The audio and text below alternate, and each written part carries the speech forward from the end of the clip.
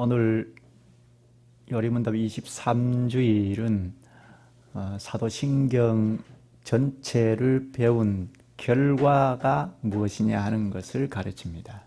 지금까지 우리가 사도신경을 배우지 않았습니까? 7주일에는 요리문답 7주일에는 사도신경 그 자체를 고백을 했고 8주일부터 지난번 22주일까지 사도신경의 내용을 하나씩 차서 있게 전체적으로 배웠습니다. 그 배운 결과가 무엇이냐 하는 것입니다. 사도신경을 배운 결과가 무엇이냐 하는 것을 오늘 23주일에서 성경적으로 잘 가르치고 있습니다. 우리가 사도신경은 굉장히 중요한 고백인데 배우면서도 그렇게 생각을 했을 것입니다. 근데 전체를 다 배운 결과가 무엇이냐 하는 것입니다. 이 하이델베르크 요리문답에서는 의로움을 가지고 가르치는데요. 오늘 59문, 60문, 61문의 전체를 한마디로 말하면 의로움을 가지고 말합니다. 즉 구원에는 성경에 보면 구원을 말할 때 의로움이라고 하기도 하고 칭의, 그리고 거룩함이라고 하기도 하고 성화, 그리고 종결되는 구원, 베드로전서 2장 2절에 보면 갓난 아이들같이 신령한 젖을 사모하라. 이는 이로 말미암아 구원에 이르도록 자라게 하려 함이라 했는데 여기 구원은 완결되는 구원이거든요. 이것도 말했거든요. 그러니까 구원이 나 예수 믿어 구원 얻었어 칭의 이것만 말하지 않고 성화도 구원이라고 하고 영광의 종결되는 영광의 나라에 종결되는 구원 것도 구원이라고 말을 했습니다. 성경에는 이렇게 여러 가지로 구원을 말했는데 죄사함도 구원이라고 말을 했는데 오늘 요리문답에서는 구원을 죄사함이다 하는 것을 놓고 가르치고 있습니다. 사도신경을 배운 결과가 무엇이냐? 지난번에 말미에서 죄사함을 배웠지 않습니까? 죄사함을 받았으면 구원이죠. 그 구원을 오늘 23주일에서는 의로움으로 놓고 가르칩니다. 59문을 좀 볼까요? 59문에 이 모든 것을 믿는 것이 당신에게 지금 어떤 유익을 줍니까? 하고 묻죠. 이 말 한마디가 중요한데요. 이 모든 것을 믿는 것이 당신에게 지금 어떤 유익을 줍니까? 하고 묻습니다. 여기 이 모든 것은 무엇이죠? 네, 사도신경이죠.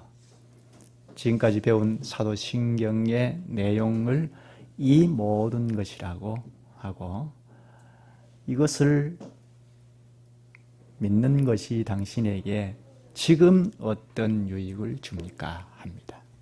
우선은 이 모든 것은 사도신경이다 하는 것을 전제해야 하죠.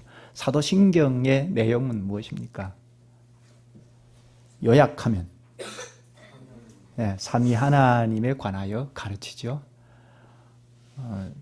좀 더 나누면 성부 하나님과 우리의 창조, 성자 하나님과 우리의 구속에 관하여, 성령 하나님과 우리의 성화에 관하여 가르칩니다. 이렇게 삼위 하나님에 관하여 가르치는데 거기 이제 파생해서 이렇게 저렇게 가르치는데 그 내용 전체를 보면 우리의 구원에 집중이 되어 있습니다. 삼위일체가 성경에 잘 드러나고 있는데 전부 우리의 구원과 관련이 되어 있습니다. 우리의 구원을 위하여 성부 하나님, 성자 하나님, 성령 하나님이 잘 드러납니다. 그것을 사도신경에 고백을 했으니까 이 사도신경을 배운다는 것은 굉장히 중요하죠. 삼위 하나님 그러니까 우리의 구원을 놓고 하나님께서 창조하셨다, 그리스도 안에서 구원하셨다, 또 성령 안에서 우리를 자꾸 거룩하게 해나간다 하는 것을 배웠는데, 이것을 배운 결과가 무엇이냐 하는 것을 여기 묻고 답하는데요. 우리가 하나님에 관하여 배우면, 또는 하나님께서 가르치신 말씀을 배우면 어떤 결과가 나옵니까?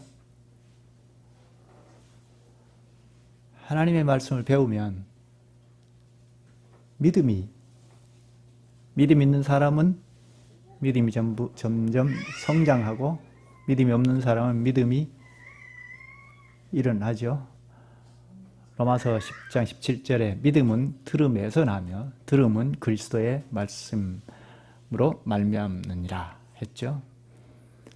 자꾸 하나님의 말씀을 듣고 배우면 믿음이 없는 사람은 믿음이 나고, 믿음 있는 사람은 자꾸 믿음이 자랍니다. 사도신경도 하나님의 말씀이니까 이 말씀을 배운 결과 믿음이 발생이 되는데, 이 모든 것을 믿는 것이 하고 묻죠. 이 모든 것을 믿는 것이 당신에게 지금 어떤 유익을 줍니까? 하고 묻습니다. 믿으니까 됐다 하고 지나가지 않고, 하나님의 말씀을 배웠으니까, 삼위 하나님에 관하여 배웠으니까, 그래서 믿음이 발생이 되었으니까 됐다 하고 지나가지 않고, 그것이 지금 너에게 어떤 유익을 주느냐 하고 실제적으로 묻습니다. 교회에서 배우는 것은 그렇습니다. 무슨 정보를 얻는 것과 근본적으로 다릅니다. 사도신경에서 가르치는 삼위 하나님을 배웠으니까, 그래서 믿음이 발생되었으니까 됐다가 아니고, 그래서 어떤 유익을 지금 네가 얻고 있느냐 하고 묻습니다. 지금 나에게 무슨 유익을 주느냐 하는 것입니다. 지금 나에게 오는 실제적인 유익이 무엇이냐 하는 것입니다. 교회에서 가르치는 것은 다 지금 나에게 어떤 유익을 주느냐 하는 것과 맞닥뜨려집니다. 대답은 그리스도 안에서 나는 하나님 앞에 의롭게 되며 영원한 생명의 상속자가 됩니다 하죠. 여기 의롭게 된다는 것, 영원한 생명을 얻는다는 것을 말합니다.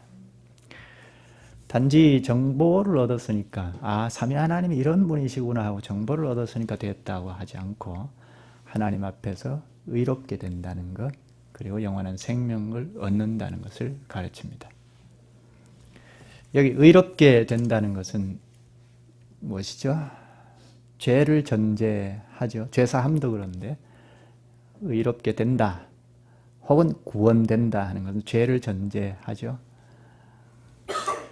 의롭게 된다는 것을 여기 59문에서 세 가지로 말합니다. 첫째는 그리스도 안에서 의롭게 된다고 합니다. 우리는 죄인이라서 하나님 앞에서 도무지 의롭게 될 수 없습니다. 그런데 그리스도 안에서, 그리스도 바깥에서가 아니고 그리스도 안에서 의롭게 된다고 합니다. 예수님께서 나는 포도나무고 교회인 너희는 가지라 했는데요. 이 나무에 붙어있는 가지, 이것이 안에서라는 말입니다. 우리가 그리스도 안에서 무엇을 하자 하는 말은 그냥 상투적인 말이 아니고 그리스도와 접붙여졌다는 의미로 쓰는 말입니다. 그리스도 바깥에 있으면 의롭게 될 수 없는데, 그리스도 안에서 혹은 그리스도와 연합하니까 그리스도의 의를 자연히 받아서 나도 의롭게 된다는 것입니다. 그리스도께서 우리를 대신하여 십자가에서 하나님의 형벌을 받으셨고 하나님의 공의를 만족시키셨죠. 그리고 부활하셔서 그리스도께서 하신 모든 것이 옳다 인정함을 받으셨는데, 의롭다 하셨는데, 그 의가 우리가 그리스도에게 접붙여졌으니까 우리에게도 오는 것입니다. 그리스도 안에서 우리가 의롭게 됩니다. 두 번째는 하나님 앞에서 의롭게 된다고 하죠. 하나님 앞에서 의롭게 된다는 말은 절대적으로 의롭다는 말입니다. 우리가 사람들 사이에서 말하는 것은 의다, 좋다 하는 것은 상대적이죠. 나는 누구보다 더 의롭다, 좋다 하는 것은 전부 상대적입니다. 근데 여기서 말하는 의는 하나님 앞에서 절대적으로 의롭다는 것입니다. 우리가 과연 절대적으로 의로울 수 있을까요? 상대적으로 내가 좀 저 사람보다 좀 낫다 하고 할 수는 있지만 절대적으로 의롭다는 것은 우리가 가당찮은 말이죠. 그런데 그리스도 안에서 앞에서 이야기한 것처럼 그리스도에게 뿌리를 두고 연합하고 접붙여져 있는 상황이기 때문에 그분의 의가 우리에게 전가되어서 우리가 의롭다는 것입니다. 셋째는 하나님 앞에서 의롭게 된 자는 영원한 생명을 얻는다고 말합니다. 영원한 생명. 영원한 생명은 그리스도의 것이죠. 그리스도께서 부활의 생명으로 영원한 생명을 가지고 계시지 않습니까? 근데 그리스도에게 연합이 되어 있는 우리라면 그 생명을 가지고 있죠. 반복해서 그리스도와 연합을 전제하고 지금 말하고 있는데요. 이것이 전제되지 않으면 그리스도 안에서 의롭게 된다는, 또 영원한 생명을 얻는다는 이것이 어려워지게 되죠. 추상적이 됩니다. 성경을 한번 찾아보시죠. 요한복음 3장입니다. 그리스도에게 연결이 된 우리가 영원한 생명을 얻는다 했는데요. 영원한 생명은 지난주에 우리가 배웠듯이 사후 세계의 문제이죠. 죽음 저 너머의 문제인데, 그런데 현재 이 땅에서 일어나는 것을 말합니다. 우리 잘 아는 말씀인데요. 요한복음 3장을 찾았으면 36절을 보시죠. 아들을 믿는 자에게는 영생이 있고 아들에게 순종하지 아니하는 자는 영생을 보지 못하고 도리어 하나님의 진노가 그 위에 머물러 있느니라. 여기 믿음과 순종을 동일시하죠. 아들을 믿는다 하는 것, 또 아들에게 순종한다 하는 것, 믿음과 순종을 동일시합니다. 우리가 그리스도를 믿는다 하면 순종한다는 말입니다. 내가 그리스도를 순종한다 하는 말은 믿는다는 말입니다. 같은 말로 사용합니다. 그런데 아들은 그리스도이죠. 그리스도를 믿는 자는 영생을 가졌다고 하고 그리스도를 불순종하는 자는 하나님의 진노 가운데 있다고 합니다. 둘을 나누는데요. 그리스도를 믿는 자, 곧 순종하는 자는 영원한 생명을 가졌다고 합니다. 그리스도께서 교회의 머리이시니까 우리는 이 교회에 참여함으로 영원한 생명을 얻습니다. 저 멀리 있는 것이 아니죠. 영원한 생명은 사후 세계에 있는 것은 분명하지만 그것이 죽음 이후에 취득하는 것이 아니고, 비로소 취득하는 것이 아니고 이 땅에서 머리로 한 몸에, 그리스도의 몸에 지체로 참여함으로 영원한 생명은 취득하는 것입니다. 그러니까 매우 실제적이죠. 신앙생활은 추상적인 것이 아닙니다. 막연한 것이 아닙니다. 아, 나 예수 믿기 때문에 영원한 생명을 가지고 있어. 죽으면 영원한 영광의 나라에 들어가. 그렇게만 말하면 추상적이잖아요. 그게 뭘까? 추상적인데 하나님께서 말씀을 통하여 매우 실제적으로 우리가 감각적으로 익히고 실제적인 신앙생활을 할 수 있도록 하셨습니다. 생명을 가진 사람은 머리이신 그리스도께서 하신 말씀에 귀를 기울여서 그 말씀을 쫓아 나가죠. 생명이 없는 사람은 그럴 수 없지만 생명이 있는 사람은 그리스도께서 하신 말씀을 계속 추구해 나갑니다. 그러니까 교회 회원으로 가입하는 것, 또 또 회원을 건증하는 것, 이런 것들을 다 할 수 있죠. 하나님의 말씀이 있는 교회이면 회원이냐 아니냐, 그리스도의 지체이냐 아니냐 하는 것을 잘 구분할 수 있습니다. 이 그리스도 안에서 의롭게 되고 하나님 앞에서 의롭게 되고 영생을 얻는다고 했는데, 이것을 육신문에서는 좀 더 자세하게 가르칩니다. 당신은 어떻게 하나님 앞에서 의롭게 됩니까? 하고 묻는데요. 오직 예수 그리스도에 대한 참된 믿음으로만 됩니다. 하고 딱 대답을 합니다. 그리스도 안에서 하나님 앞에서 의롭게 되는데, 좀 더 구체적으로 말하면 그리스도에 대한 참된 믿음으로만 된다고 하죠. 참된 믿음은 거짓된 믿음도 있다는 말이죠.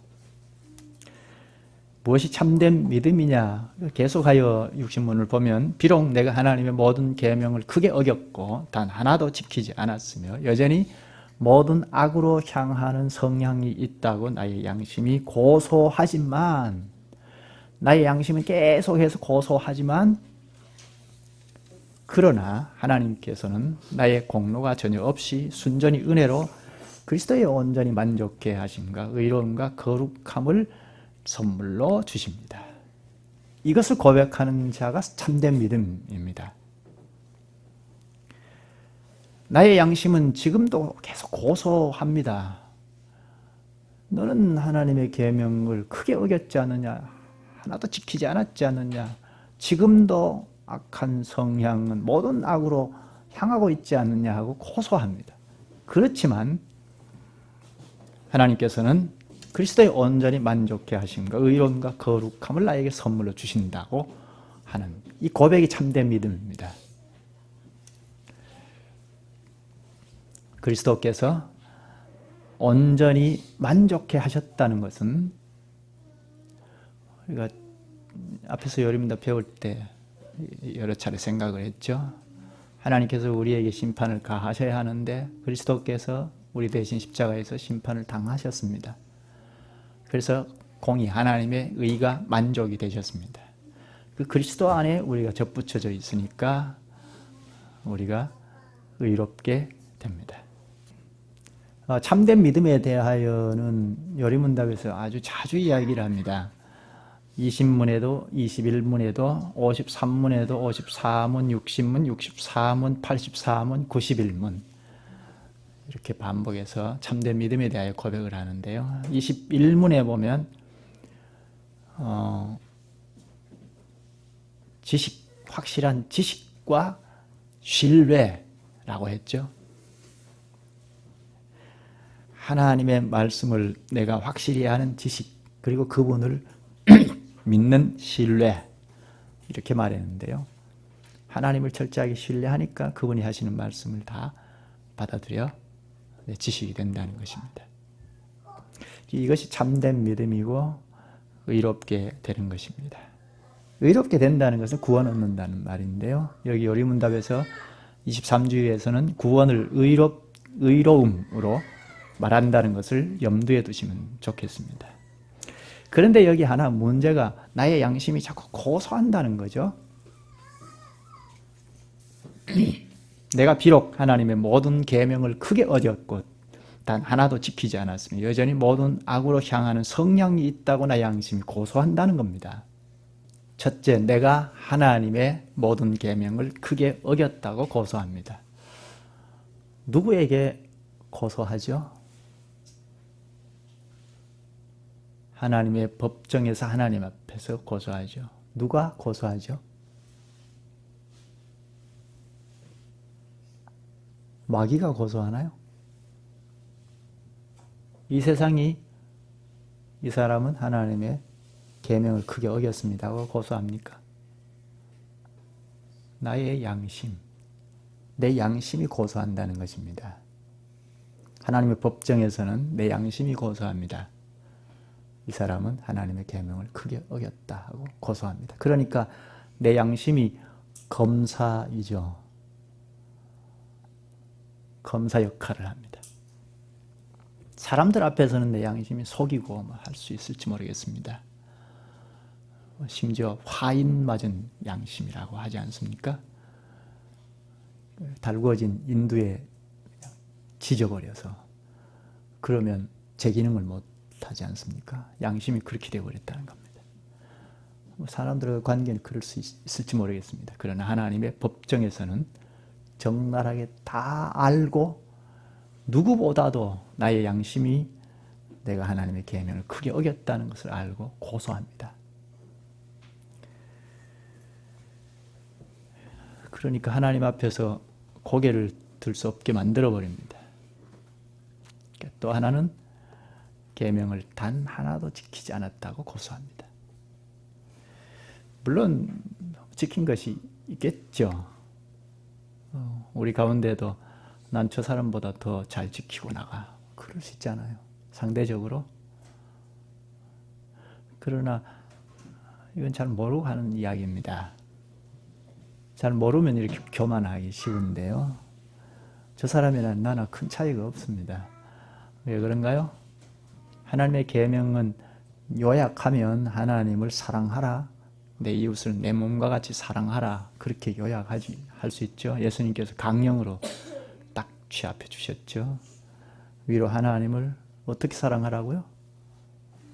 혼신의 힘을 다하여 사랑하라는 것입니다. 그럴 수 있나요? 거기에 나는 저 사람보다는 더 낫다 할 수 있나요? 하나님 법정에서 이웃을 내 몸과 같이 사랑하라고 했는데 그럴 수 있나요? 난 저 사람보다 이웃을 내 몸과 같이 사랑 더 한다. 그렇게 할 수 있나요? 그러니까 하나님의 계명을 단 하나도 지키지 않았다는 내 양심의 고소에 나는 꼼짝 못하고 죄인입니다 하고 하나님 앞에 고백할 수밖에 없습니다. 하나님께서 불꽃 같은 눈으로 다 보시고 계시는데 거기서 우리가 변명의 여지가 없습니다. 사족을 달 수 없습니다. 맞습니다. 나는 단 하나도 지킨 바가 없습니다 하고 고백할 수밖에 없습니다.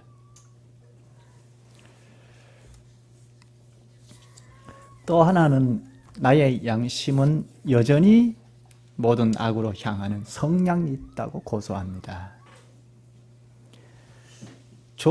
죄를 용서해 주면 뭘 합니까? 또다시 죄를 지을 텐데. 악한 성향은 죄를 지을 수밖에 없지 않느냐. 용서해 주면 뭘 합니까? 하고 고소합니다. 돌아서면 죄 지을 거리요? 하고 고소합니다. 맞죠? 우린 그렇게 돼 있습니다. 좀 거칠게 말하면 우리는 그렇게 생겨 먹었습니다. 모든 죄를 향하고 있는 죄성이 있습니다. 그래서 예수님께서 입으로 나오는 것이 전부 죄라고 했습니다. 마태복음 15장 19절에 마음에서 나오는 것은 악한 생각과 살인과 간음과 음란과 도적질과 거짓 증거와 비방이니 우리가 그렇게 돼 있지 않습니까? 그리스도 안에서 철저하게 연합해 있지 아니하는 한 시시때때로 이런 일이 나오지 않습니까?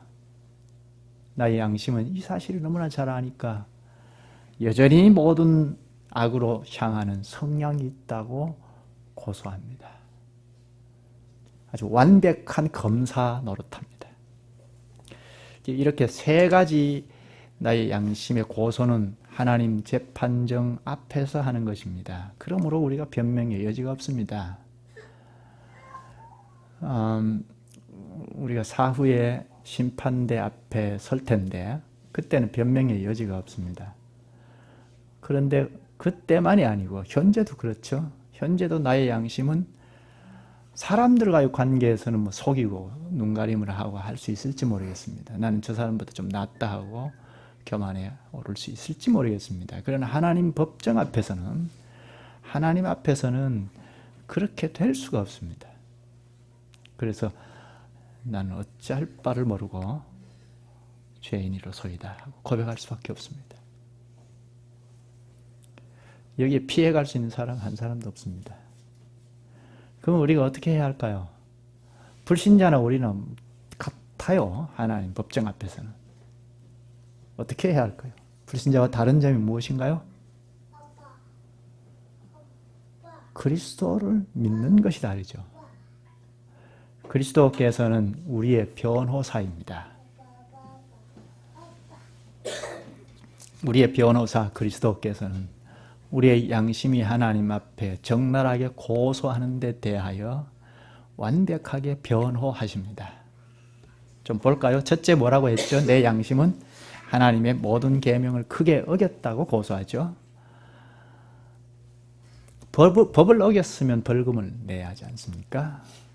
하나님의 계명, 하나님의 법칙을 크게 어겼으니까 벌금을 내야 하죠. 그런데 그리스도께서 하나님 앞에 그 벌칙을 다 치러 주셨습니다. 그렇죠? 십자가에서 완벽하게 다 치러 주셨습니다. 그래서 내가 받을 법은 다 값을 다 지불해 주셨습니다. 그것을 하나님의 법정에서 내 양심이 고소할 때마다 아닙니다. 이 자는 내가 십자가에서 다 값을 치렀습니다. 이 자는 하나님의 계명을 어겨서 받을 벌이 없습니다. 해방된 존재입니다 하고 변호합니다. 둘째는 계명을 단 하나도 지키지 않았다고 고소하는데 그리스도께서는 자신이 마치 우리의 계명을 다 지킨 것처럼 하나님 앞에 온전히 다 이루었습니다 하고 변호합니다. 이 자는 온전히 계명을 다 지켰습니다 하고 변호하십니다. 그리스도께서 계명을 다 지키시고 마치 우리가 계명을 다 지킨 것처럼 해주십니다. 변호해 주십니다. 셋째, 나는 여전히 모든 악으로 향하는 성향이 있다고 고소하는데 그리스도께서 자신의 거룩함을, 의를 나에게 입혀주셔서 그래서 우리를 연합시켜 주신 것입니다. 연합시켜서 덧입혀 주셔서 이 사람은 거룩하다 하십니다. 나의 양심은 끊임없이 하나님 앞에 고소하지만 그리스도께서 이 자는 무죄하다 하고 낱낱이 변호하십니다. 이 변호를 보시고 하나님께서는 너는 의롭다, 구원되었다 하시는 것입니다. 큰 위로이죠. 그리스도의 변호 때문에 육신문 후반부에 하나님께서는 마치 나에게 죄가 전혀 없고 또한 내가 죄를 짓지 않는 것처럼 실로 그리스도의 은혜, 그리스도께서 나를 위해 이루신 모든 순종을 내가 직접 이룬 것처럼 여겨주십니다 합니다. 성경적으로 잘 고백을 했죠. 여기 여겨주신다는 것은 나의 죄를 싹 지워버린다 하는 뜻은 아닙니다. 여전히 죄가 있습니다. 우리는 여전히 죄가 있습니다. 죄성이 있고 양심이 자꾸 고소하는 현실이 있잖아요. 현실적으로 우리는 의인이 아닙니다. 죄인입니다. 그런데 그리스도께서 우리와 연결시켜 주셔서 다 변호해 주시니까 우리가 죄가 없다고 여겨주시는 것입니다. 죄를 덮어버린 거죠. 그리스도께서 덮어버린 것입니다. 하나님께서 그 그리스도의 공로를 보시고 우리를 옳다, 의롭다 해주시는 것입니다.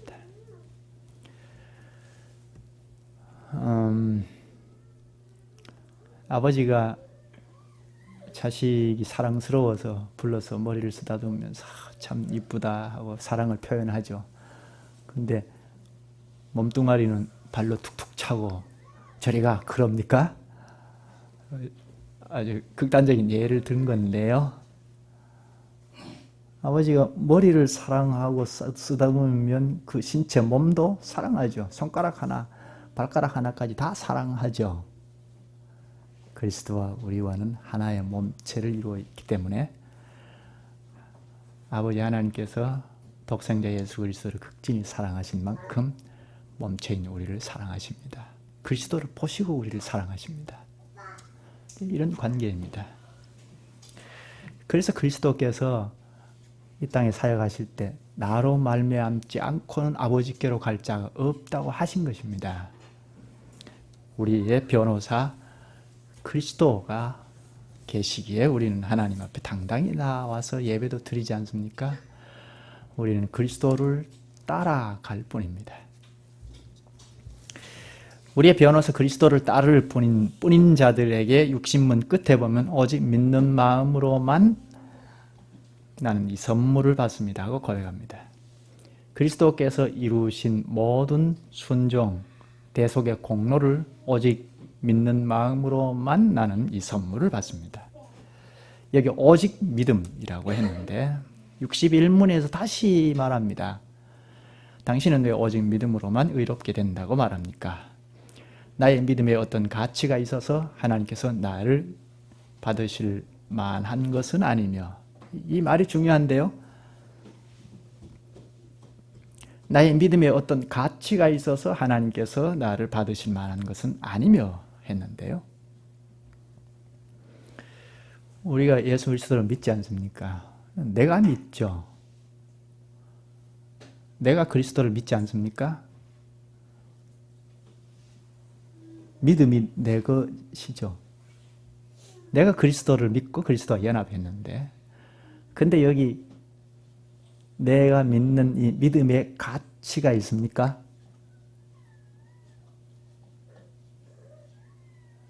내가 믿는 이 믿음의 가치가 있습니까?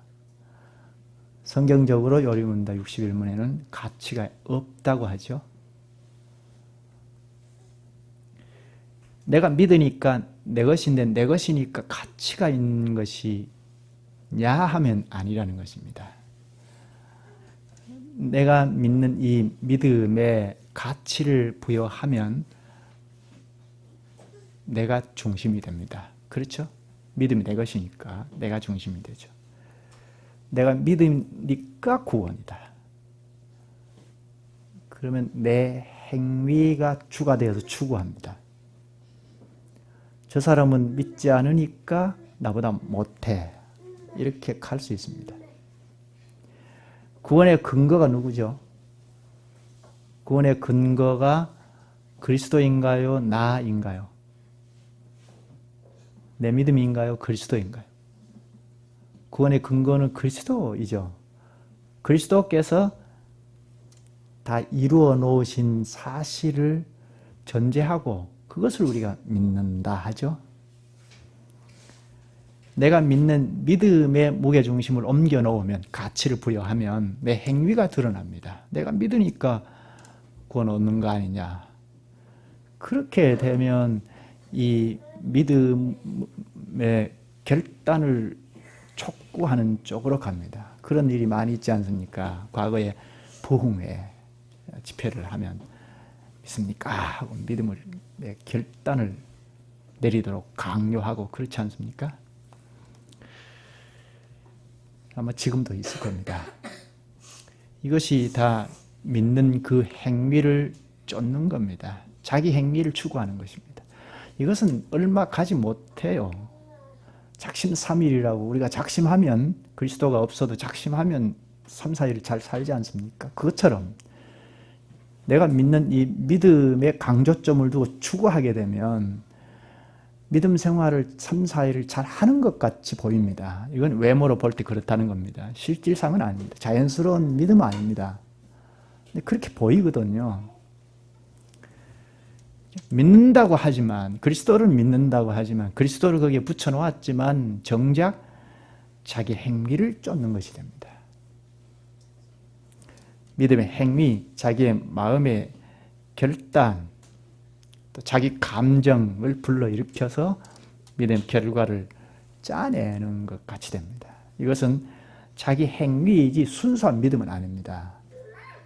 그리스도께서 이루어 놓으신 일이 있고 그 사실을 내가 받아들이는 것, 요리문답에는 받는다는 것을 믿음으로 이야기했는데요. 이게 자연스러운 믿음입니다. 그러니까 믿음, 자기 믿음의 행위를 쫓아가는 이런 일은 교회 역사에서 늘 있었습니다. 이렇게 믿음을 가진 자기에게 관심을 갖게 되면 그리스도에게로 잘 못 갑니다. 그분을 순수하게 믿으면 그분이 무슨 말씀을 하시는지 듣고 순종하지 않습니까? 그런데 나의 행위를 강조하면 그리스도에게 가서 그분의 말씀을 경청하고 순종하는 일이 자꾸 어려워집니다. 내가 믿는데 무슨 소리냐, 그렇게 나오잖아요. 내가 확실히 믿고 있는데 무슨 소리냐 하고 그분이 하시는 말씀을 자꾸 따라가는 일은 등한히 할 수 있습니다. 이런 일이 실제로 많이 있습니다. 그런데 이렇게 강조하고 가면 또 하나 다른 문제가 생길 소지가 있는데요. 내 믿음은 가치가 없고 그리스도께서 다 해놓으셨구나 하면 그럼 나는 아무것도 할 필요가 없구나. 뭐 그리스도께서 다 이루어 놓으셨는데 내가 무슨 뭘 할 이유가 무엇이 있겠는가 하고 내 마음대로 살 수가 있습니다. 그리스도께서 다 해결해 하셨는데 무슨 법을 지킬 필요가 있느냐 하고 나가게 됩니다. 그게 반법주의죠. 이것도 참 무서운 일입니다. 그리스도께서 다 이루어 놓으셨다. 그러니까 나는 자유인이다 하고 법을 무시하고 나가는 반법주의. 이것도 굉장히 무서운 일입니다. 과거에 웨스트민스터 신앙고백서를 확정할 때 가장 경계했던 부류가 바로 반법주의자들입니다. 무법주의자들입니다. 신자가 되었는데 구원의 백성인데 무슨 법을 지킬 필요가 있느냐. 율법은 옛날 말이지 우리에게는 아무런 필요가 없다. 그리스도께서 해결해 놓으시지 않았느냐 하고 나갑니다. 그렇게 나가니까 법과 질서를 다 허물어서 교회를 바로 이루지 못하게 됩니다. 당시 영국의 신자들, 개혁 신자들은 로마 카톨릭보다 오히려 반법주의를 훨씬 더 예의주시하고 경계했습니다. 하나 물어볼까요? 쉬운 질문인데요. 교인이, 신자가 율법에서 자유를 얻었습니까? 율법에서, 하나님의 법칙에서 자유를 얻었습니까? 우리가 그리스도 안에서 자유를 얻었다 하는 것은 율법의 저주로부터 자유를 얻었다는 말입니다.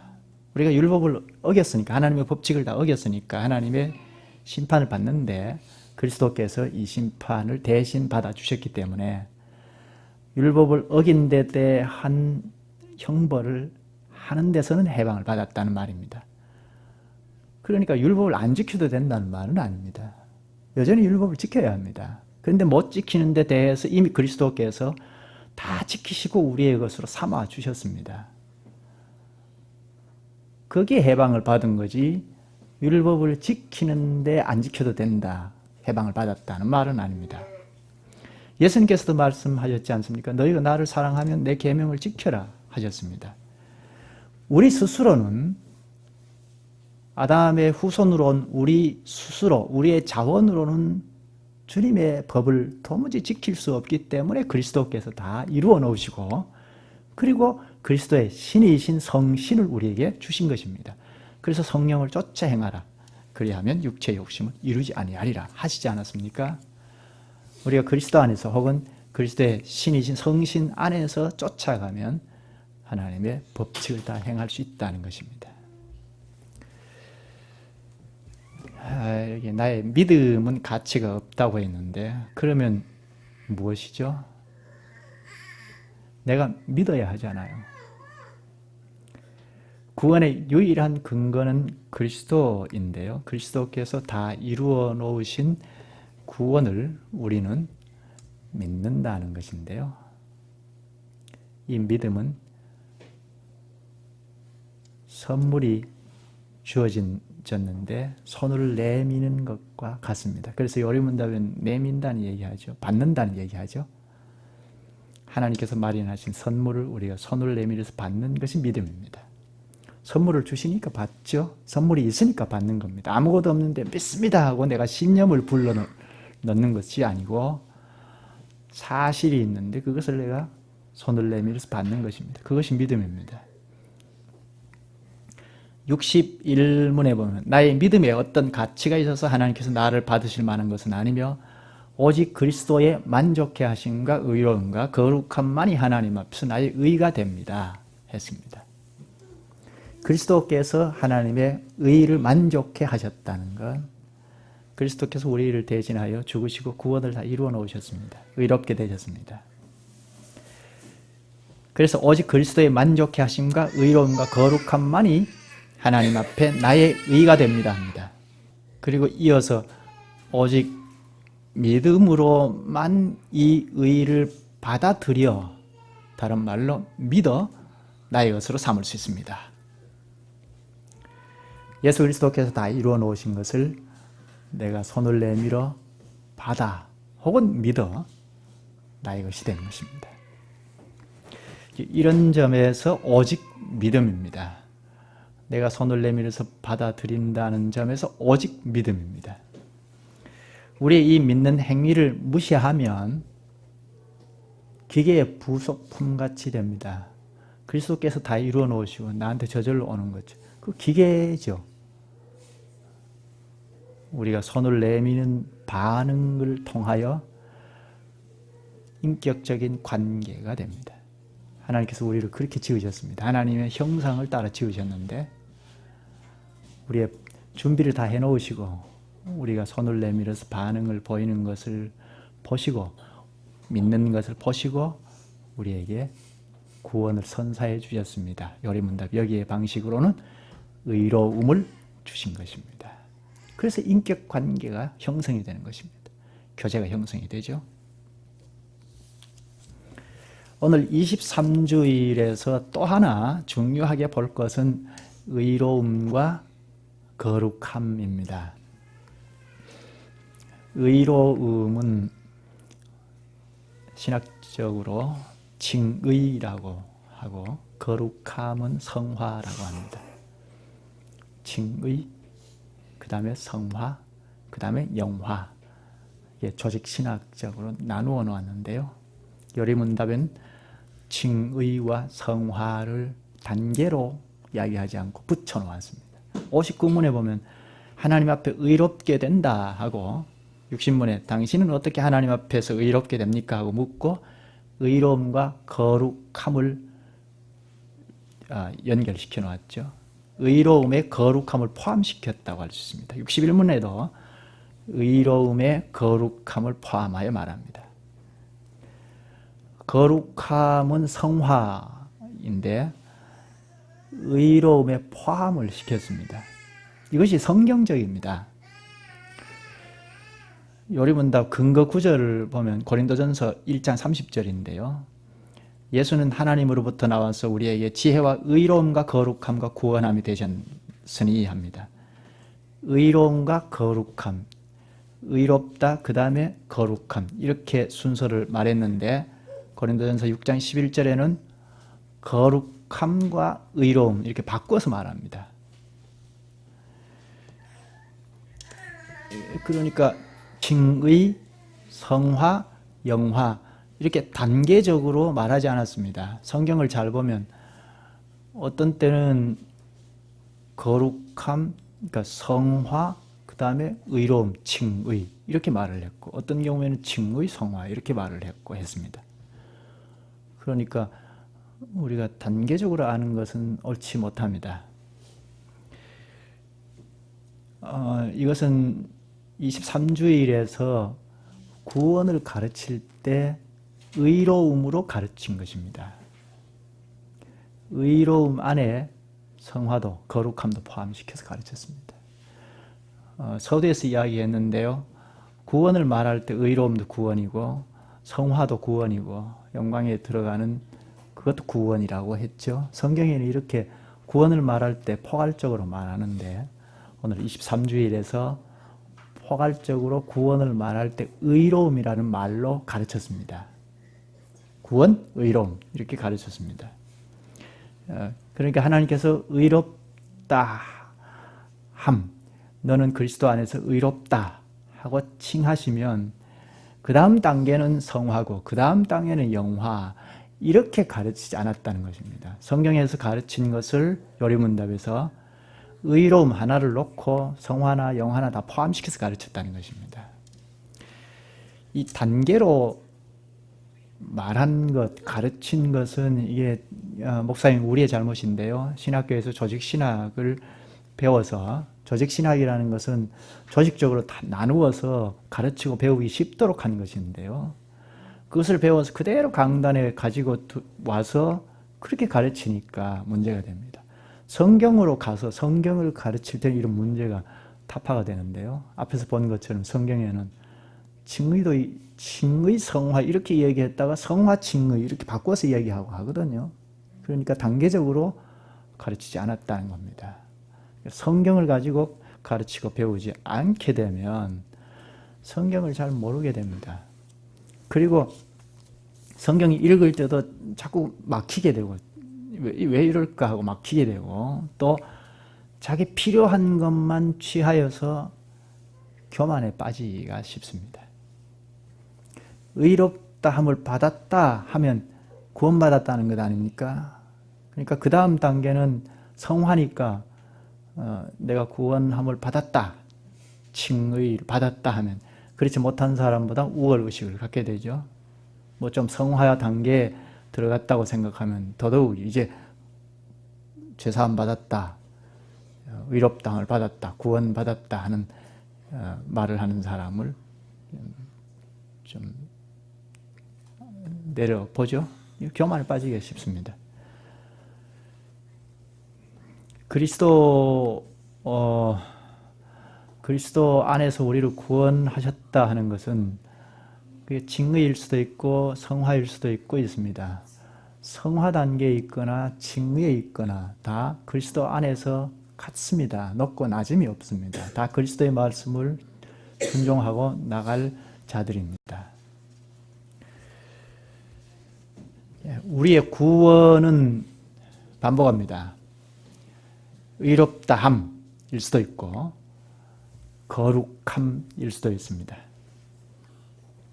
성경에는 칭의, 성화 단계적으로 말하지 않고 전체적으로 말을 했습니다. 요한복음 1장 12절에 보면 영접하는 자 곧 그 이름을 믿는 자들에게는 하나님의 자녀가 되는 권세를 주셨으니 하죠. 하나님의 자녀가 되었다 하면 구원되었지 않습니까? 그런데 빌립보서 2장 12절에 보면 항상 복종하여 두렵고 떨림으로 너희 구원을 이루라 합니다. 구원되었는데 구원을 이루라고 합니다. 말이 이해가 잘 안 되지 않습니까? 구원되면 끝이라고 생각하는 우리나라 교회적 현실에서는 잘 이해되지 않지 않습니까? 구원됐으면 됐지 하잖아요. 그런데 구원을 이루어가야 할 현재 문제도 이야기합니다. 또 베드로전서 2장 2절에는 갓난 아이들과 같이 신령한 젖을 사모하라. 이는 이로 말미암아 구원에 이르도록 자라게 하려 함이라. 이것은 앞에서 얘기한 것처럼 여기 구원은 완결되는 구원입니다. 이렇게 성경은 구원을 말할 때 의롭다 함을 말하기도 하고 성화이기도 하고 영화이기도 합니다. 그것을 오늘 23주일에서는 의로움 한마디로 다 포괄해서 말하고 있습니다. 이렇게 요리문답을 구원을 가르칠 때 의로움으로 포괄해서 가르치는 것은 우리를 겸손하게 만듭니다. 우리의 생활 전체가 의롭다 함을 받는다는 것입니다. 예수 믿을 때 의롭다 함을 받는다, 칭의를 받는다 끝이 아니고 우리의 삶 전체, 인생 전체가 의롭다 함을 받는다는 것입니다. 하나님께서 우리를 의롭다 하신 것은 어제도 했지만 오늘도 하시는 것입니다. 오늘 늘 의롭다 하시는 것입니다. 그리스도 안에 있는 우리에게 늘 의롭다 하시는 것입니다. 그러니까 그리스도 안에서는 먼저 된 자, 나중된 자가 없다는 것입니다. 나의 양심은 끊임없이 나를 고소하지만 그러나 그리스도에게 연합된 현재 우리에게 하나님께서는 의롭다함을 늘 하시는 것입니다. 기도하시죠. 자비하신 주님, 주님께서 그리스도 안에서 저희를 받으시고 의롭다 하시오니 감사옵나이다. 현재도 우리의 양심은 끊임없이 우리를 고소하기에 얼굴을 들 수 없으나 그리스도께서 참된 변호사가 되셔서 저희를 매일매일 변호해 주심으로 아버지 하나님께서 저희를 의롭다 하시옵나이다. 이런 은혜를 늘 입어서 살아가는 저희는 감사하면서 그리스도 안에서 살아가지 아니할 수 없사옵니다. 예수님의 이름으로 기도하옵나이다. 아멘.